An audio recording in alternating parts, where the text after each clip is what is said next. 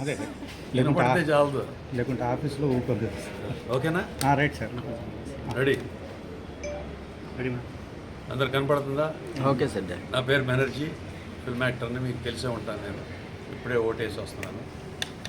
మీరందరూ కూడా ఎవరైతే ఇంకా ఓటుకు వెళ్ళలేదో దయచేసి ఇంట్లో బద్దకిచ్చుకోకుండా, ఎండ అనుకోకుండా, వాన అనుకోకుండా, నొప్పి అనుకోకుండా, ఇవాళ రోజున చాలామంది మీకు తెలియదు హాస్పిటల్లో ట్రీట్మెంట్ తీసుకుంటున్న వాళ్ళు కూడా స్పెషల్ పర్మిషన్ తీసుకుని వెళ్ళి ఓటేస్తున్నారు.